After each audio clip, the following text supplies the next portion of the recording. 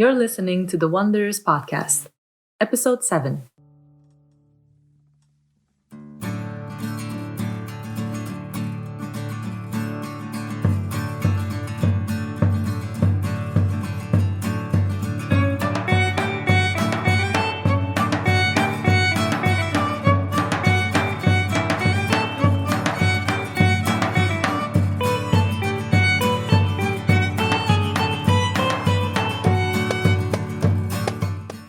How well do we know our neighbors? In a time when traveling far seems to be all the rave, checking out what's happening right next door might not feel as adventurous or as captivating. But that is what episode 7 proves wrong. Today, we are joined by Stefan Nenov from Bulgaria, a young marketeer with a strong entrepreneurial mindset and a rich international background. Although Stefan hasn't lived in Romania, he has had plenty of contact with his northern neighbors, especially via work. Find out what are the unique connections that Bulgarians and Romanians share, their common struggles, and where they have developed differently, especially after joining the European Union in 2007. We hope you enjoy this rich conversation.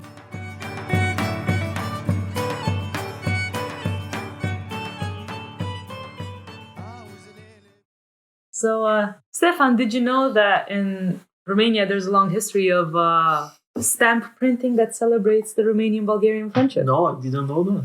That's very cool. Apparently, we have at least 2 stamp collections.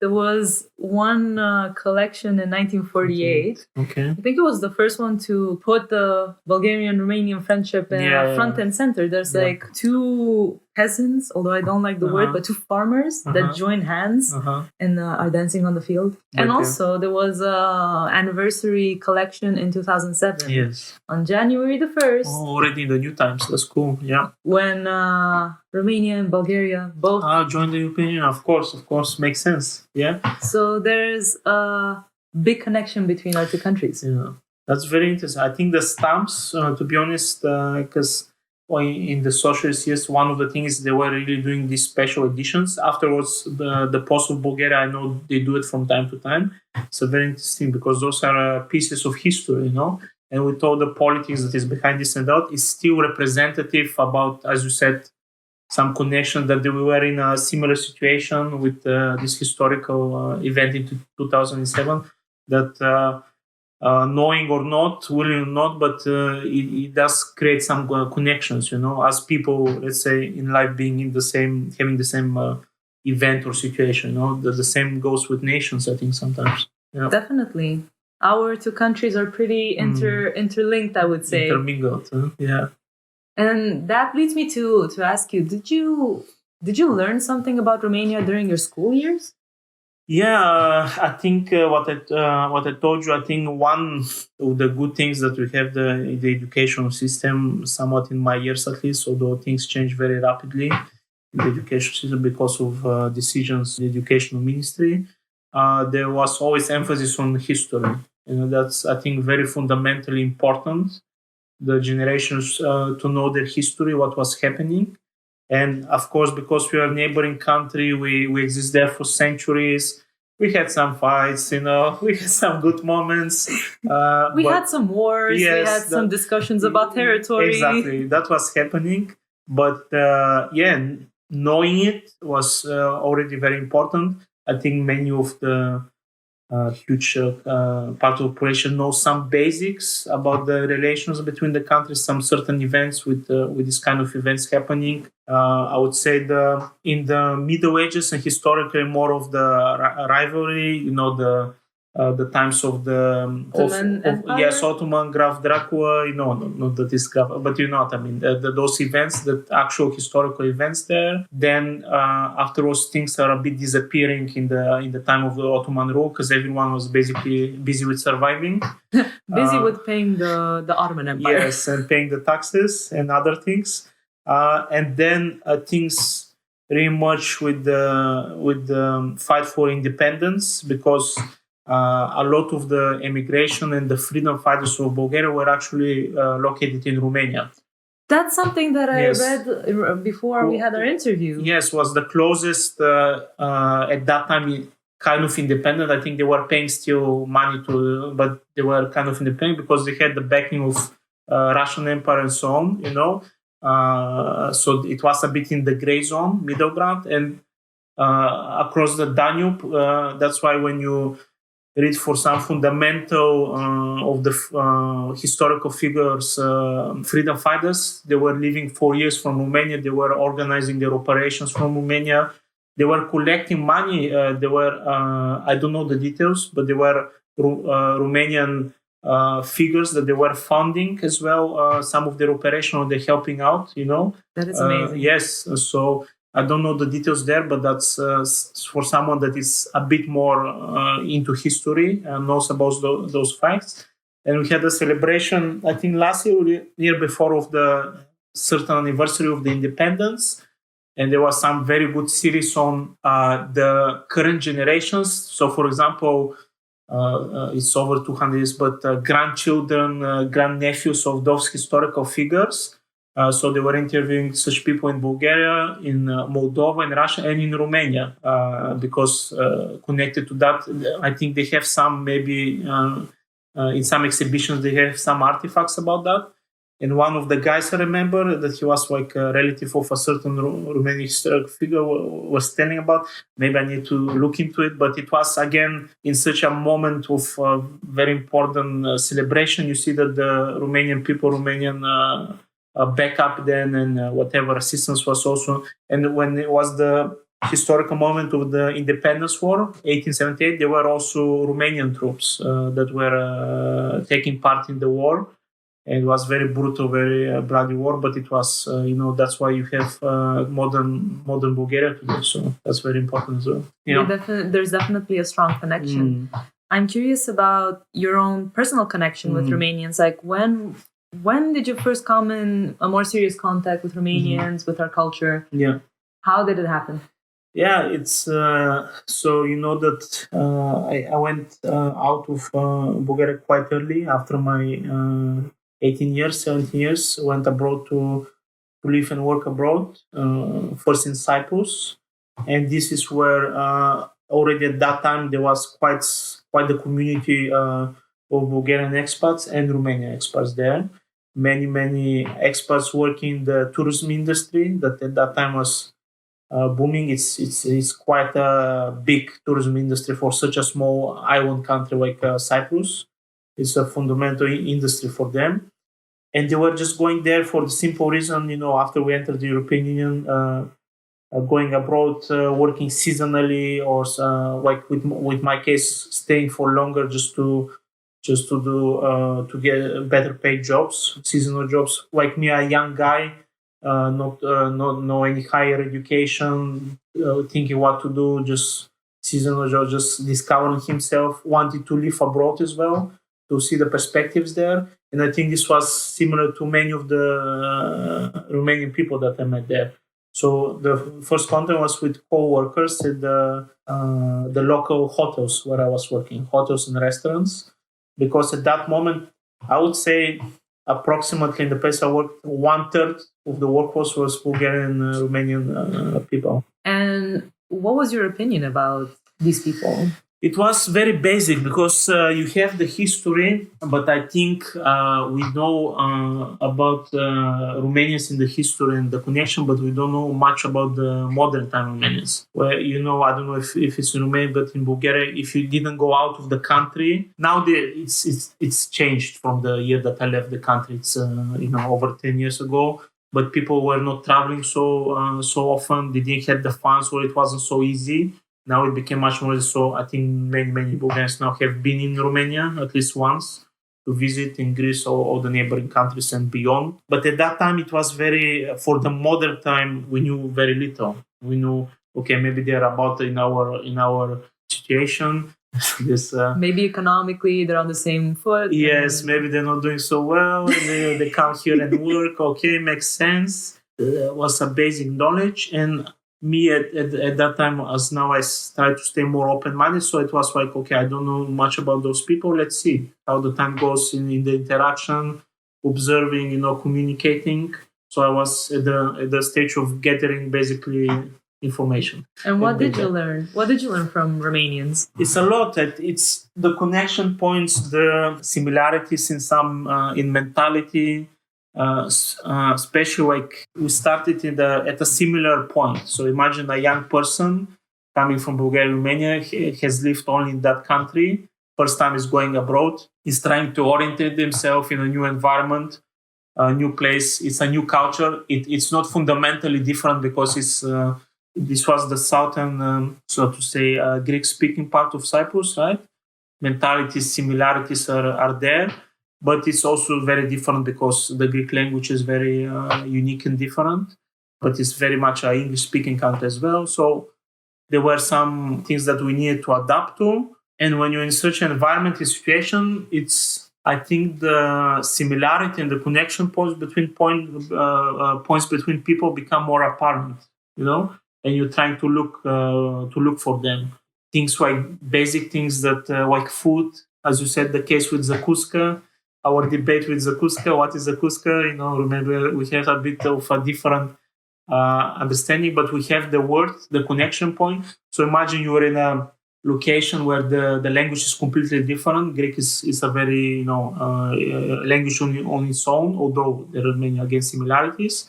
And things like simple words like zacusca that you can exchange, that you can laugh over or explain each other, become quite important connection points and communication points. What does zacusca mean in Bulgarian? Zacusca in our language means anything that you eat for breakfast. Not anything. It's mostly pastries. What else? Any lighter snacks and meals that you eat in the breakfast, porridge. Everything this falls under the category of zacusca or breakfast, as we say in English. Yeah, only in Romanian it actually means a type of paste that you make out of vegetables, mostly out of peppers and eggplants. Yes. It's very traditional. If you have Romanian mothers, you will definitely find this this jar of Woanderers in your pantry. Yeah, we have the interpretation of the same thing. We just call it lutinets. I hope that it's also a word in Romanian, but it does sound very familiar. Yeah, I'm telling you. But so those I remember we had a lot of in the beginning point when I met few of the colleagues that we became friends later on. Those funny discussion on words. It's a very basic, fundamental thing, but the language is very important. And when you have some similar words with somebody from another country that don't know about you, this is sometimes your starting point. So, guys, what I'm saying, language is very important. Learn the language. This is one of the life lessons that I got. And I got some Romanian phrases. They got some Bulgarian phrases. Not with all of them. Imagine some people that I just was closer with. But that was many times starter for the discussion, for a joke or something like that. Definitely. Yeah. And now, years after your Cyprus experience, you are working in a Dutch company that also has offices in Romania. And you're working with Romanians quite a lot as well. Yes. Did this background help you in understanding them in terms of work culture? Consciously, I never thought about, but I believe the experience in Cyprus and the interactions and so on, probably through life, through interaction, through meeting people, and through connecting, it changes you as well on the other side. So I think that some of the things maybe that you experienced with the other colleagues from Romania, that maybe you found it a bit more easier to communicate with me, or a bit more less of a barrier or easier to crack a joke, was also based on that I had these interactions previously, and for me that there were Romanian colleagues, and the Romania basically didn't make any difference for me in the communication, but it's overall how I'm like a person. For me, it's more important what we discuss, why we discuss, and that we have a good time during that, It was more just a curiosity point for me to find out, we have obviously in Romania, why, interesting, how it is. Had the chance to visit it, so it was more of a curiosity point for me. And a nice, not consequence, but a nice coincidence. Coincidence, because when you said that question is funny, you see, you go in Cyprus, you work with Romanians, you come in there, you can... Somehow, it's they're everywhere. They're around me, but who knows? You never know how destiny plays out, and how life plays out. Definitely not. You need to be prepared to get surprised. Prepared for everything. Yeah. And you went and you visited Romania. You only stayed a couple of days there, right? Yes, true. I visited shortly Bucharest. I also went to Brașov for a day or two. Just because I already were a bit in connection with the colleagues there, from our department. So I was like, okay, you never been in Romania. I had this idea that it's ridiculous that I've been in much more far countries, but I haven't been to many of the neighbors of Bulgaria, which I find it's a mistake. I should be at least, be once, look around, see how is the life. I think it's important. We are neighbors after all. It was just another reason that I know people and stuff. They were the other thing. What's important? They were welcoming. Some of them were very excited. Said, "Come here, we'll show you around." It's very important as well. Think about you make some travel plans, and of course you appreciate when there are people there waiting for you that want to help you out, show you around, give you information. So I think that's an interesting trait. The hospitality, the showing of hospitality, the showing of interest, the showing of attention that nobody is obliged to, but they're doing anyway. I'm curious because you started mentioning traits. What traits have you noticed about Romanian people? And this can be either from your working experience now in the Netherlands or from what you had in Cyprus or from other encounters. Yeah, traits on nationalities, I think it's a bit of a difficult discussion because I'm very much on individual person point of reference. I more believe that nationality and our national background has influence on how we think who we are. That might be stronger at one point when I was living there in my young years. Then it might change when I'm living abroad because we have other influences as well. But they are very important. So what I already mentioned, I think the trait of hospitality, giving attention to guests and wanting them to show them around, feed them. It's a very important one. I think make sure that they have some drinks. It's a trait that I noticed that I think many Bulgarians have as well. It's very apparent and important, and I very much appreciate it. I think that.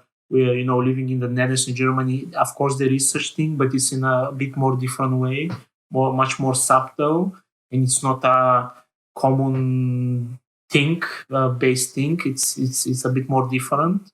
I don't think it's in the culture of Germans and Dutch to just open their house for strangers and invite you for dinner, and you can stay over. It's more closed off. Yeah. It's colder from that perspective. It's possible, yeah. It's different way of approaching the communication. Every culture has its own. Definitely. But we have this saying that feel as home, I heard that from Bulgarian, I heard that from Romanian people when visiting. I heard that from some of our South American friends. And that makes sense. I don't think that I had ever a Dutch or German person telling me that, which is completely okay because I expected we live it. They have other good different things than us. Exactly. But it's so hospitality. What else? I think hardworking trait is important. I have heard that a lot in Cyprus. I have heard that in other places. Whenever I follow news, that those people, of course, you have exceptions, don't expect when they go abroad to have things for granted. People that work very, very intensely. Example for me is my father as well. He's living in Cyprus.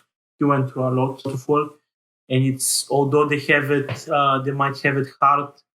Some of the community representatives, and it might be tough, like an immigrant. They still keep on grinding, sometimes in very our nations have like Bulgaria, like Romania, have a lot of like really these base workers that are working in construction, working in very physical and heavy jobs abroad. I think maybe some of you listeners know that. And those jobs must be done. They do it without complain much. I have met such people as well. I haven't worked in any of those industries. I need to admit the hardest physical work I did was in like a waiter or in restaurants or dishwashing, good old times, I thought you were going to say that the hardest physical work you did was cleaning your room. No. Then what kind of cleaning you have for me? But anyways, But yeah, I just went in a different direction because I went through hospitality. This brought me to business management. Got myself a bit more educated. I went to then now in office work, but it's just a different journey. Yeah. But I still have a lot of respect for all those hardworking workers, whether from Bulgaria or Romania, do their job. They build houses, they build infrastructure. They go into agriculture. They go into taking care of people. Correct. Very. They might be underestimated work, and they're not in the forefront of people, but they're tremendously important occupations.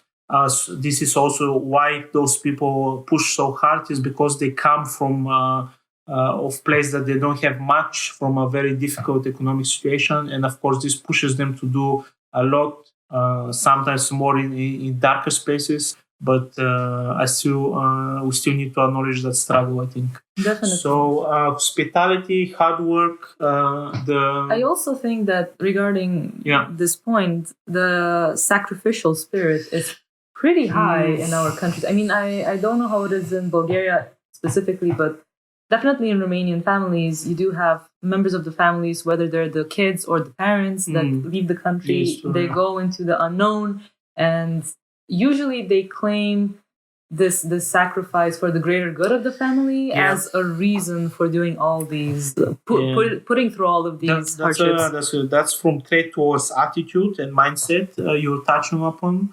In Bulgaria, there's the understanding and the expectation that when you are a parent, you take care of your children. You want to make sure that your children are well off, that they have enough money. And that's a main reason. If you ask many of those immigrants why you went abroad, I went abroad just to secure a better future for my kids. I suppose that this will be one of the most often answers that you get. The kids the same, that they will say, I go abroad because I need to work, I need to build out myself to get a good education. Some of them are supporting, I already know generation, this younger generation, supporting their parents back at home, or their grandparents, or whatever, or parts of the family. Touching on economics, a huge amount of the it's not considered a foreign direct investment, but it's investment coming from abroad, are money that are transferred from Bulgarian immigrants. I guess in Romania is the same. Exactly towards their families, relatives, friends, sometimes in those countries. So this comes from somewhere, as you said. And it's, to be honest, it's a double-edged sword, I think, because, of course, it's great. Financial support and everything is great. But there were cases and still are cases of families that are broken down. Broken up, that parents are abroad. They don't see their children for long times. Children are being raised by their grandparents or other family persons. And I think that also has consequences. That is definitely a news topic in Romania lately, because especially in the poorer regions where people do leave and they leave their children with the neighbors, or like you said, with the grandparents, it is having an effect on the psychological development of these children. And right now, I think that we don't really understand the full scope of the effects that this move will have. Apart from the economic perspective, which is very obvious. You do not have workers in the country, you do not have income, and you do not generate sustainability for the country. Yeah, that's a completely different question, the economic one. Maybe we'll come back to it later. But the psychological, this is society. It's at the point that it became a society problem, in my opinion. In Bulgaria, there are a lot of news on problems in the schools of behavior with different children, kids. I have witnessed those front face. I have a younger brother that lives there as well. And I mean, if you are a child, you don't see your parents for years and years, and you just communicate with them distantly, from time to time. I very much suppose that this has effect on your development and how you grow up. It is a sacrifice, as you said, but this was done. We didn't realize what this is going to bring down the road, and I think we should start realizing that much more now.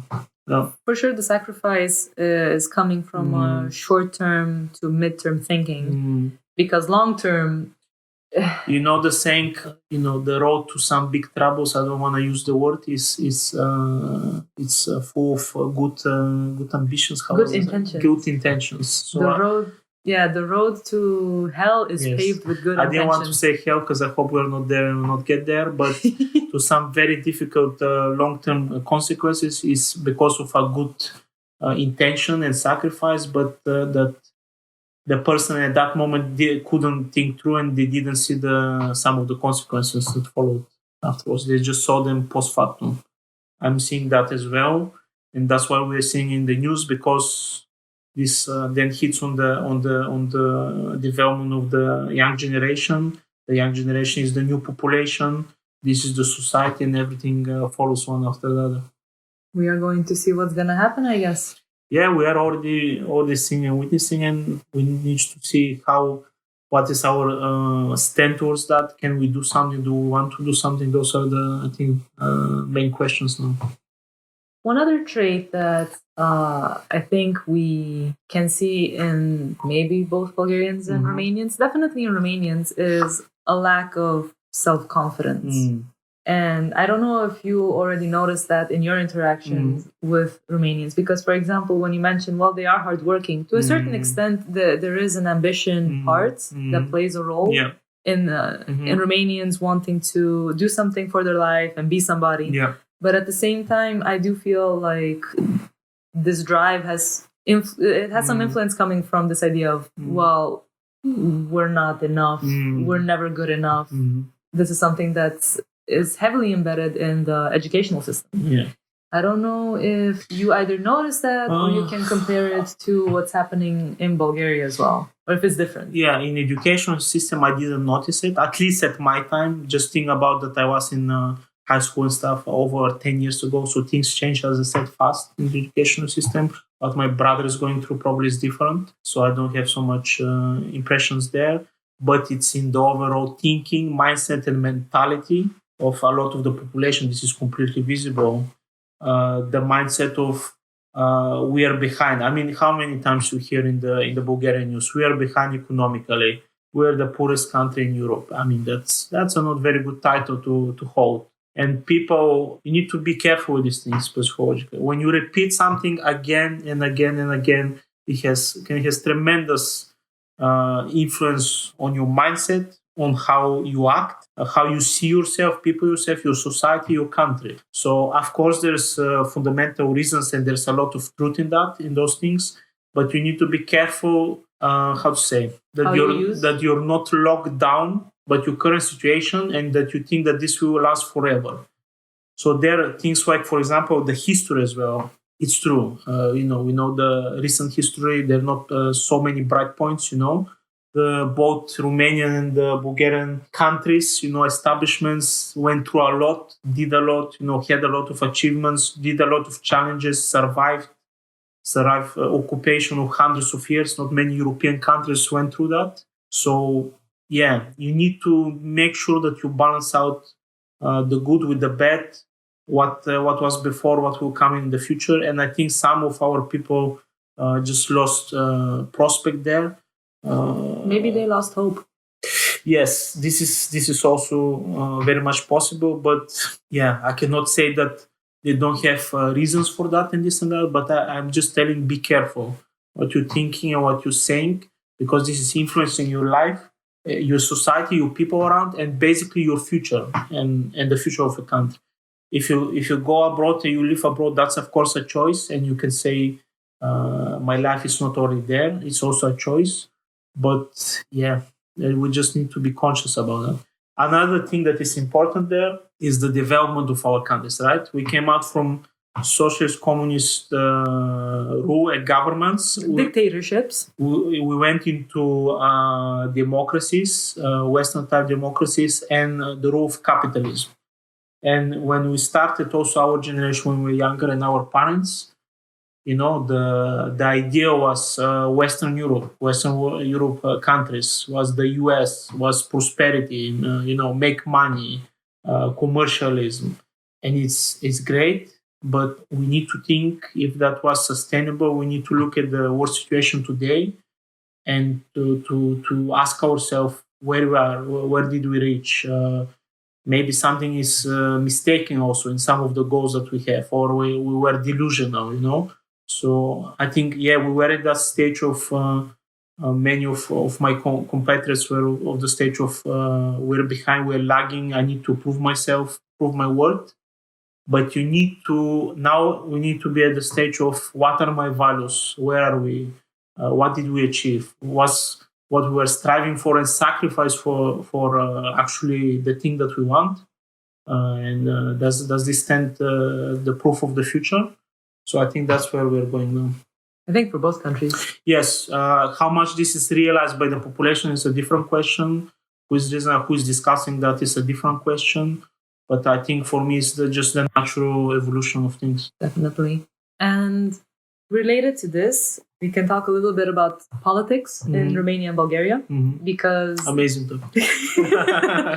Let's all get sad now. Yeah. No, from the perspective of politics have such a huge influence on this mentality as well. Yeah. Especially after getting into the European Union in 2007, Romania and Bulgaria have been constantly compared and constantly put in the same discussion on the same level. Although I'm not exactly sure that was really smart, because I think each country, the population is different, the space is different, the economic potential is different. Yes, true. The influences are a bit different as well. We have a lot in common, don't get me wrong, but basically in all discussions, yes, we were the most corrupt countries in the European Union, with the biggest problems in our judicial systems, with a lot of politicians that were populist or making the wrong calls. Yeah. So how do you see that today, for example, when some things are beginning to be different? Romania and Bulgaria are having are taking different roads in terms of their collaboration and cooperation with the European Union, because you guys are starting to make progress with a thing called the Cooperation and Verification Mechanism. So it's a way in which the European Commission assessed Romania and Bulgaria and their efforts in dealing with their corruption issues and dealing with their economic problems, I think. You are going to stop having these checkups. Romania will still continue with the checkups. How do you see the politics in the different countries? That's a complicated question, and I'll be honest. I think there's so many things involved with that, and so many things happened as well in the last years after we entered the European Union and after the changes to democracy. Because many people will say nothing happened, nothing changed. It's true, maybe not in the positive way, but there were many different governments. We had many different situations. So let me just start when you mentioned that how we were perceived, right, when we entered. I think that you have also the stages and maturity of the relationship between the country and the European Union and the other countries, the social opinions as well, right? When we got in, huge part of the European probably didn't know where we are, who we are, what's going on here, somewhere in the Eastern Europe, who knows? What I witnessed as well those years. So it was a lot of lack of knowledge, of awareness, and by the human psychology, what goes forefront, the negative goes forefront, in my opinion. And from the individual psychology to sometimes maybe political speech and influence to the society. This was a lot in the media, of course. Media had huge importance there in the narrative that we heard. The narrative that was propagated outside of the countries. Yes, right? Outside of the countries, which was because maybe some people were repeating the same, like sometimes like a parrot. Okay, this is what was said in whichever news agency, and the same was repeated to the population. So it was like a echo and a back and forward.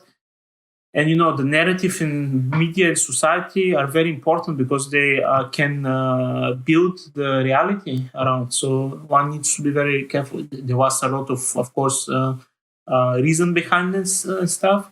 But I think also it's now over 10 years. People went abroad, also from the communities. They saw firsthand. Also, Bulgarian were like me. I wasn't abroad before. I didn't know what is it in reality. I heard I knew, okay, maybe the society is better. You can get better paid, this and that. I know. But Usually the narratives about Western Europe and other places where it's better, yes, people are better. Yeah. Like it's not even a matter of, I don't know, they have better infrastructure. Yes. Well, that was also part of it, but I think everything got trickled down to this idea of people are better. Yeah, some say, it's just life is better. I'll have a better life. We went for it. I'm speaking my generation. Several you had the chance to work there, to have education. I stayed now almost consecutively over 10 years. Some of the people went abroad, then came back. Maybe they had difficulties, so they didn't like it. There is movement back and forward now as well. The open borders. Some people live in 2 countries. Some people have partners from different countries. So I'm saying this is also changes and movements. This also, I think, then maybe hopefully also trickle down and change a bit the narrative, because those people actually met people from Bulgaria and Romania, worked with them, studied with them. Same on the other side, and maybe that helped for us to know each other a bit better, a bit more the real picture, not only in media articles and newspaper articles. Yeah, I remember when I was in Cyprus in the beginning, and we had I was working in the hotel in hotels, and we had guests from all over Europe and the world, especially many Western Europe guests, especially in the beginning. It completely not make a difference between Bulgaria and Romania. They thought it's the same. They didn't know much, so the basic knowledge was very, very low. Except, of course, you have difference between people. There are some people that are very educated, that know very well, that they have traveled to those countries even before the changes. So, of course, you meet people and people, but maybe that's a bit more subdued because of time and all the movement of people. One of the biggest changes, I think, fundamentally for the understanding and the cooperation is the free movement, that we actually went there. They went to our countries. The much more tourists, I think, are coming to our countries. And this maybe, hopefully, is changing narrative to the better and more constructively. But still, on the politics side, we still witness all of these stories about Bulgarians and Romanians. Yes. The stereotype is still there. Yes. How much do you think politics is actually encouraging to stay on the same narrative versus what is happening in society? Like you said, that people are meeting each other. Yes. They are getting to know the cultures better. One point from this, when I started with that, is that I see a disconnect between what is on the reality, on the real ground. At least most of the positive things are happening on the ground base, right? When people interact, they travel, businesses interact, they do common projects that are driven by the people, maybe educational exchanges, Erasmus. That, I think, is a huge factor as well for our societies. And I don't see much of that supported by the political system, Political system did some job in the economic sphere, but much, much more could have been done. It's a lot of short-sighted. It's missing a lot of independent, constructive thinking. We are missing a lot of quality and competence in what is done. In governments, it's a complicated thing. To be honest, many people say those guys are just stealing, doing nothing. It might be true. That's a very good summary of the narrative in Bulgaria of a large part of the population. Basically, that they're saying that the government and politicians are not doing nothing, right? Yes, not doing nothing. They're just stealing stuff. And I heard that so many things, so many times. I understand, but at that point, I'm already a bit annoyed when I hear that. Because my follow-up is, okay, so what do you do about it? If this is the status quo. The status quo for 11 years now, isn't that a bit strange? Or maybe, I don't know, incorrect or weird, I think the narrative has stuck a bit. That's what I'm saying. Between society, politics, and what's going on. We're stuck, we're repeating the same, and I don't like this loop, this infinite loop. Because we cannot expect some changes to come. And I think that this loop and this connection is behind what is happening on the ground. And I think what is happening on the ground, positive, and we should do more of it, should actually dominate the narrative between the society, politics, media. Yeah. So the other, speaking about trait, is a bit of this passiveness and acceptance, and repetition of the same thing. I think it's one of the biggest problems in the Bulgarian society. Maybe you can connect to, or your listeners, to the society in Romania. In Romania, I would call it a certain fatalism. Yeah, fatalism. Yeah, there's skepticism to the extent of fatalism, and this goes on. They keep on doing it, which is okay, but I don't see any continuation from there. In life, in your life like a person, in a life like a society, like economy, you need progression and movement. If you're in an infinite loop, usually those loops they don't lead to good things. So you need to be very mindful about these things. Definitely. And this, I want to connect it a bit with a problem that is shared by both countries, the famous brain drain. Yeah. I mean, we are living proof, yes. I would say, yes. of people going out of Romania and Bulgaria, going to work abroad and pursuing their life. Yeah. What is your opinion about it? How do you connect it to the culture? Yeah, there are two facts. What you mentioned before is the economic consequences, right, of those people going abroad, which is huge. It's tremendous. I think for a person that is aware about economics, it's one of the most biggest existential problems that we have at the moment, our societies. That triples down in the future, years in the future and decades in the future. And if you are common sense economist and person that cares about governments and how the society and the government is doing, this will be your number one problem, in my opinion. So, as you said, we are in that generation, and we're also that. When I went abroad the first time, my goals were short-term, medium-term. Yeah, let's go see what's going on there, get some better paid jobs, establish myself, and basically I didn't have much more plans afterwards. Let's see how it goes, right? And yeah, things goes on. I had some achievements. I worked. I lived in a different culture now for Cyprus, now in the Netherlands, which I'm glad about. Open-minded education. You learn about people. You meet people. Hopefully, you progress and you establish yourself. But the thing is, we're still from that country, right? And I'm going back as well. And I think with the naivete, maybe some of the people can connect. I wasn't thinking about what follows back in my own country.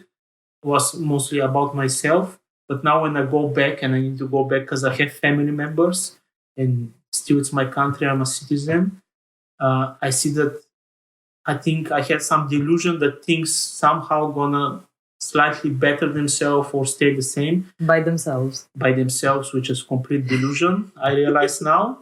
And this is a huge realization that is impacting my mindset, mind view about our country and what I'm doing abroad, right? And what our generation is doing abroad. Because in Japan, in history, in some other Western countries, you had the concept of the lost generation you heard about. So in specific generations, babies and so on, I think it was in the 70s in the US, generation that was, I don't know, for some society or political, economic reasons, wars and so on, just lost many of its years in that country. Things didn't move forward. There was no activity. I think we're a case of lost generations now over 10 years because of the, as you said, the immigration and the drain that happened, which is completely understandable. Everyone has an individual choice. We're free countries, thankfully. But now I come to realization, don't expect, if that happens, people that leave and people that stay in the government, that this doesn't have consequences. Because as you saw, things gonna settle by themselves. It's not a reality. It doesn't happen. So I'm thinking about that. Okay, what does this mean for me? So if you don't think to emigrate for all your life, change your citizen stuff, you pretty much should care what was going on back in your country, And maybe, I don't know what proportion of our generation that move abroad thinks like that. I think some does. When I see some specific TV shows or media conversations, specifically young people that study abroad, they mention these kind of things, but it's somehow a bit still chaotic, and it's more on the level, oh, this is a problem, it's painful or it's a issue, and we didn't move the narrative any further than that for the moment. At the end of the day, I'm still going to have my own life. I still have my own interests, and if things don't change, then why should I change something? It is completely a doable, a reasonable mindset. But I'm just saying that then, if you are a young person, you go back for a vacation in your country, Bulgaria, Romania, maybe you want to do business or buy property or something, and you're still complaining and say things are worse, maybe you're also on the wrong as well. That's what I'm saying. It is hard. It is hard. We both know that going back to the country and trying to settle down and to basically get your lifestyle up to a level that is satisfactory is hard. That is the reason why we left, and that is the reason why right now we are not in Romania and Bulgaria. But at the same time, indeed, it is a double-edged sword. Yeah. Everything has a trade-off. True that. And in this sense, I'm wondering if you talk to your Romanian colleagues or your Romanian friends about this brain drain idea. Not so much specifically. I had Romanian colleagues ask me, what do you think about Romania? How is society? How we are doing? And of course, these things comes up. I'm saying, okay, that's one of the biggest issue. What I told you, the statement. I think it's when I just refreshed myself and saw the news. What I could see, it is a huge proportion of the articles when you say about Bulgarians, Romanians abroad or Bulgaria, Romania, Europe. There is a lot of discussion and articles and written about it and said about it. About the brain drain. Yes, about the brain drain, about people living abroad, and it's mostly stating the facts. It's descriptional stating the facts. It's like this much of the population has gone abroad between these and these years. It's a numbers. The lost generation is just given numbers behind it, statistics. It's something, let's say, but there's no follow-up. It's just saying the statistics. It depends how serious you can take it. But like population goes, for example, if you have some devastation on war and you have the numbers, statistics of the damage, I see some parallels here as well. People, not that they lose their life and stuff, but the country loses young people, potential workers, family formed or whatever. It's a fact as well. Interesting that you just knocked on wood when you were saying that. Yeah, I just wish all the best for us and for any people that are abroad. That's what I'm saying. Yeah. No, it's interesting because we do the same. We do the same in Romania. It's like knocking on wood. Connection point. Oh yeah. Deeply ingrained, as you see, in my case. Yeah. Definitely. On a different note, because when you think about Romania and Bulgaria, I think that one thing that connects us again is the food. Yeah. The fact that we really like eating a lot and good and heavy. Yes. And you also mentioned that when you got to Romania, your Romanian friends really took care of you. Yeah, took care of me. Took me to a place in Bucharest. It's like a garden restaurant. I cannot remember the name. Famous in Bucharest. Is it Caru cu bere? Not sure. I think it's like a library attached to it. A very nice place as well. Yeah. So like a garden restaurant. And one of the, if you ask me in my visit, of the highlights is the food, the food going to the affordable, good food that is similar in taste, that is tasty, similar or the familiar products in the supermarket. I remember there was a funny story. I said to my colleagues there, I went to the local supermarket and I was amazed by the section for milk, dairy products and yogurt because I really love them, so I was just staying around there and looking around and getting stuff. So it's a very simple thing, but food is also part of culture, a very, very important and ingrained part of culture. So when you exchange food, you share food and you speak about food, you also share a piece of your culture as well. And a piece of yourself. And yourself, because you've grown up with that. As you said, in our families and society, food also had a big, important place. For example, all the big holidays, connect to religious holidays or when the family gets together are around food and drink. That's how I Christmas and Easter. Yeah, how I did grow. I grow up like that, So it's a lot of memories as well. Definitely. Yeah. Were there any particular foods that you found in Romania that took you back to what you have in Bulgaria. Sarmades, yes, I like sarmades so much. It's the vine leaves, with inside with rice and meat. This is just one of my favorite dishes ever. Do you also eat it with sour cream? Yes, we do. Sour cream and yogurt even. Oh. You can do it if you don't have it. I think in Bulgaria... We use yogurt a lot and everywhere, yes. We are very yogurt-based society. You eat yogurt for breakfast, you drink yogurt, which is Aryan. You have salad with yogurt inside. So yogurts. And I'm very, very much fan of yogurt as well. I think you also patented a type of bacteria that you put in yogurts in Bulgaria, right? It's I think the name is with Bulgaricus, that comes from Bulgaria, and it's the Bulgarian sour kind of yogurt is patented as a typical Bulgarian. It's much more, you listeners that try maybe Western European yogurts and this, or even Greek, they're not so sour. The Bulgarian one, you can distinguish it because this bacteria gives a very specific sour taste to the yogurt. What else? If you remember. The breakfast options were very nice, as we call it zacusca, the pastries, so all the different kind of pastries. I think in Bulgaria we have the banica, which is a huge pastry, usually round shaped with cheese inside or with cabbage, stuff like that. And you have very similar pastry related dishes in Romania that I loved a lot as well. Very tasty. The cheeses, I said, the milk products, meat-based dishes as well.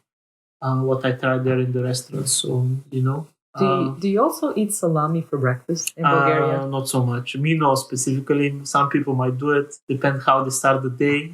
If they started heavy, so to say, they might do that. They drink a bit of rakia in the meanwhile. Yes. You have I think that's the life some of the retired peoples, retired peoples, the people that they don't work anymore and they're more staying at home, have more free time. This is maybe sometimes how they prefer to start the day, substantially, let's say. Yeah. And one more thing that I wanted to ask is that in Bulgaria, you're very famous for anything that involves roses, like rose oil, rose perfume, rose petals and food. This makes you stand out in terms of cultural identity as well. Did you notice anything like that in Romania? Like maybe something peculiar or that's a good question, that really had an impact on you? Yeah, I think the whole blown out thing with Dracula, which is a mix between legend, history, attraction for the tourists, but it's completely normal. We all have this, I took the guided tours in Bucharest for sure. So this was the old city in Bucharest is very impressive. So this is one of my for sure favorite parts because I like history. I like old architecture because you can see the piece of history and the city center. The old city center, I think, is very compact. It's you go in a different time and place, which I really love. Yeah, we have the city of Plovdiv in Bulgaria, which is similar with a lot of Roman or older Bulgarian architecture with whole neighborhoods. So I really love these places.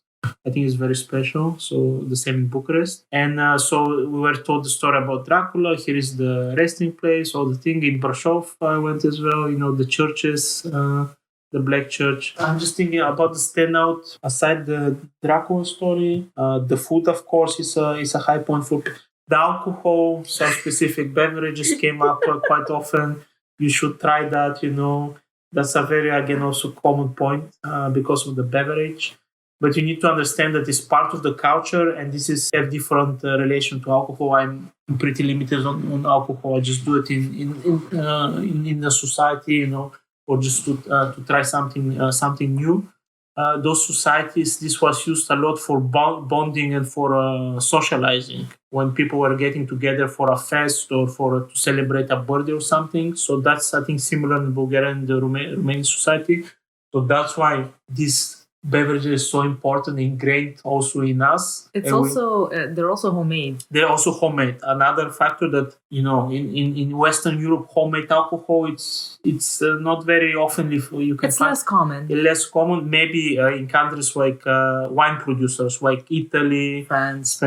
But you see, it's different. But yeah, the whole notion of I made it myself, is homemade, local ingredients, and I serve it to my guests is also a very important tradition, I would say, and something in the society that existed that might change. It's not so widely done now and so on, but who knows? Let's see. Maybe sometimes we'll feel nostalgic about it, and it will become more apparent. It will become more artisanal and more nichey. Yes, because now you have the whole revolution with people being aware about their food, whether it's biological, whether it's not.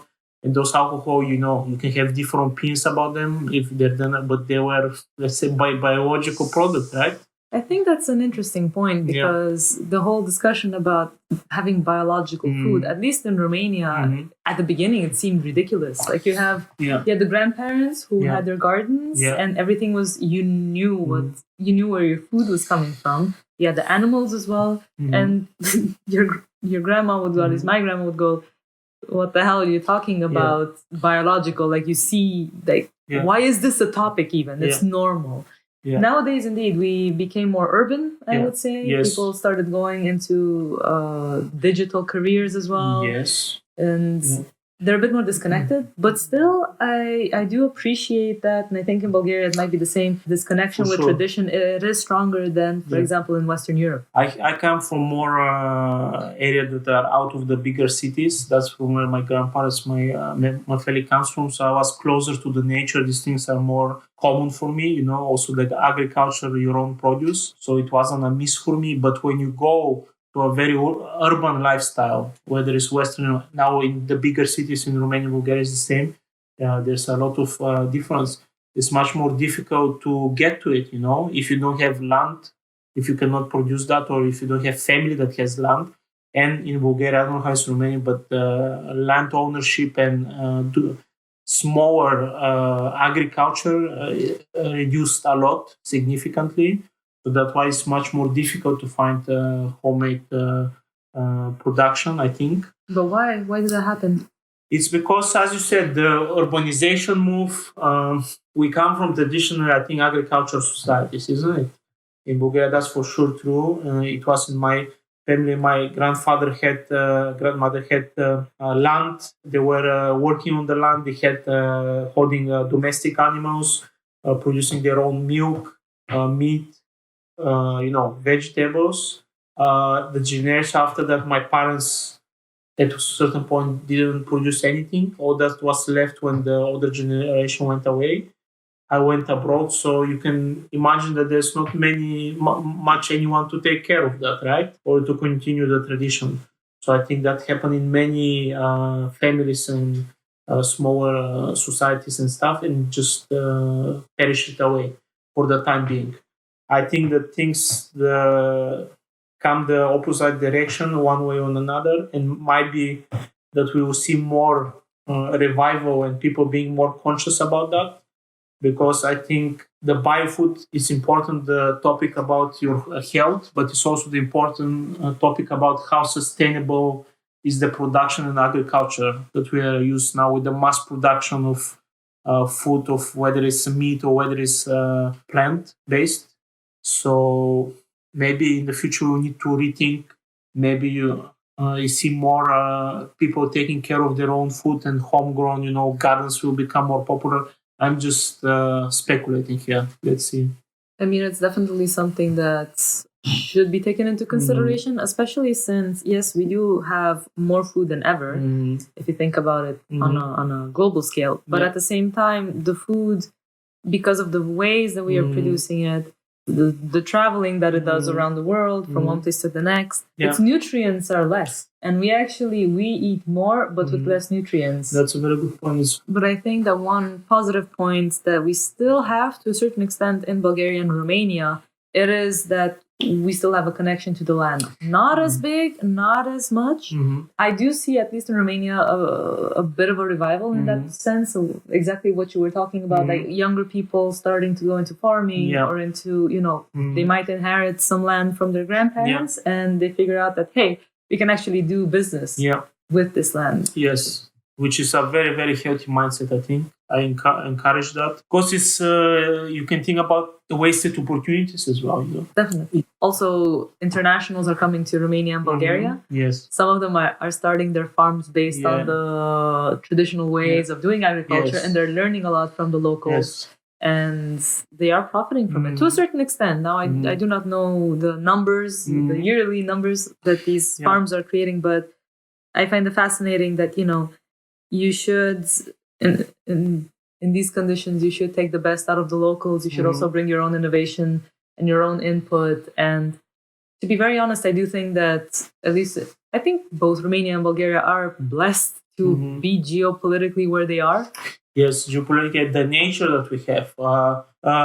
Romania is the same, but, with all the problems during the socialist governments and time, both our countries were agricultural powerhouses. I don't know if your listeners know the production that Bulgaria was doing in agriculture was tremendous compared to today. It was basically something similar in that time to what the production capacity of the Netherlands today. They were supplying vegetables or whatever. Tomatoes were all over the Soviet Union. The Soviet Union was a pretty big country and a lot of population there. So you can just get a bit of an image of the production capacities that we speak about. So even to be able to do that, this shows the soil and the climate and the production capacities that this land has. Romania was the same, but then different countries were distinct in, you guys do tomatoes, Romania does something else. Grain. But the point is, it was possible. So I'm really like, when people tell me, we don't produce anything in Bulgaria, we have no GDP, I'm like, yeah, but it's possible. If we actually do it competently and we do it, we can do a lot. Produce biological as well if you want to, One of the biggest missed opportunities, I think, in Bulgaria, I don't know in Romania, is the missed opportunities in agriculture. Our agriculture fainted a lot. We didn't do much. I don't want to speak about the government and politics now, but from the results in this 10 years, it wasn't efficient. It's the same in Romania. Yeah. It's exactly the same. So you need to be, it's cool to have the high-tech innovation, which I really appreciate. We have now, for example, there are a lot of developers from Bulgaria. It's also from Romania. There's tremendous amount of young people and talent in software engineering and developing that are studying in the Netherlands. I just found out that Netherlands was the third most popular country for Bulgarian students after UK and Germany. So this means this quite a proportion of Bulgarian students. And and we can develop that and stuff. We have some success stories, but you cannot always compete with conglomerates, what Google and stuff. Some other countries have such a base and resources that you can not feasibly compete, like at least not in the same field and doing the same thing. So you always need to know your strengths as with a person, such in a country and an economy, and make sure that you play on your strengths as well. Definitely. And as well innovate, but those are some basic fundamentals already in the country and economic planning. Well, we're reaching the end of our podcast, but I do have a question. Yeah. What do you advise for internationals who want to come to Romania? What would you like them to know for them to have the best experience in the country, whether they're visiting or coming to live for a longer term? I think as it was for me when I went out of Bulgaria to live abroad, one of the best advices is to be open-minded, to keep an open mind. It is a tremendous incentive, and it's brave and it's amazing that you decided to go in another country. So make sure that you keep an open mind. I think that we are in a stage in the overall world, situation and development that you need when you travel. You also, and you go there, live there, do your activities. You need to try to be a bit more mindful about what you're doing.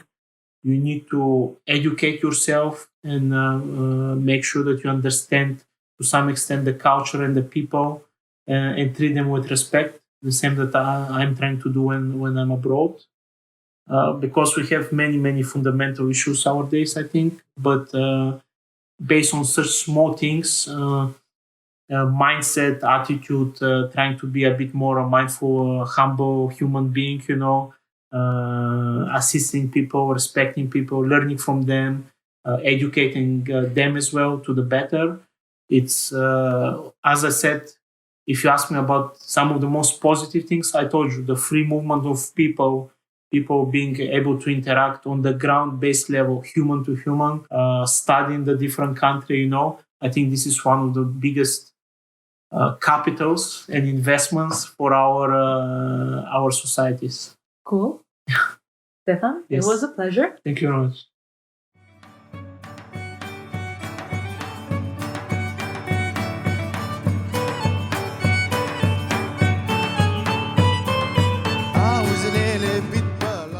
Thank you for tuning in to the 7th episode of the Woanderers podcast.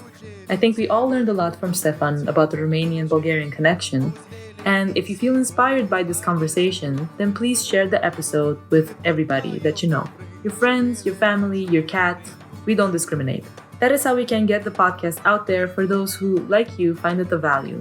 And don't forget we're on social media, on Instagram, Facebook, and YouTube, so you can like, comment, and share as much as you want, and subscribe to our podcast on your podcast app of choice. Thanks for the support. We'll see you in the next one.